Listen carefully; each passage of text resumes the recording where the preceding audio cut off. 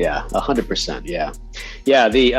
I mean that kind of more philosophical or discursive aspect of medicalization connects with that institutionalization that you're talking about. I mean, when it was a practice, it wasn't just about facts and feelings. It was about like engaging with another human being, and you cared about what was good and bad for them, and so on and so.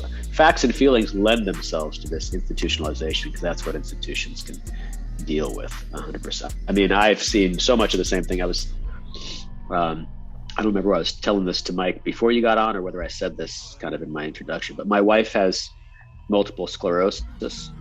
And so we've had all kinds of, interactions with the medical system, and some are good, some are bad, but on the whole, it's exactly as you describe. In order to practice, what we call compassion, we have to depersonalize everything because, only the facts are going to help us address people's feelings, and you can't meet the person who's actually there. So I don't think I'd been to the doctor. I'm not saying people shouldn't go. A pretty healthy guy. I don't think I'd been in 6 or 7 years. And so I figured, I'm going to try and get in and get out. And this was my experience last fall. So I made an appointment with the doctor. They saw I definitely had one. I kind of got to the surgeon. There was all these appointments, right? You had to have a COVID test like every day before.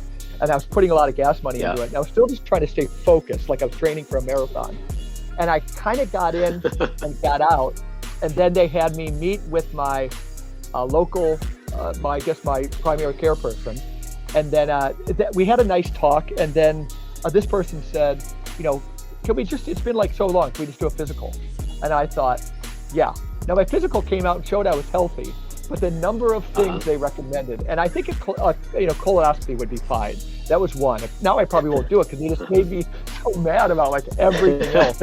So it was a tunnel that opened up into 15 highways that were just going to grab me in, to this thing. Yeah.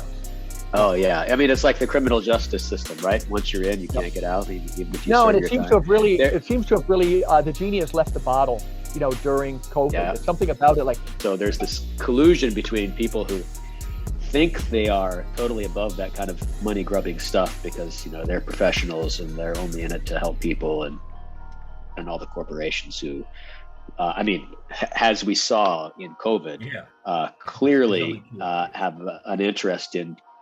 Yeah, it's just completely obvious that there is a financial interest in medicalizing things. That's just undisputable.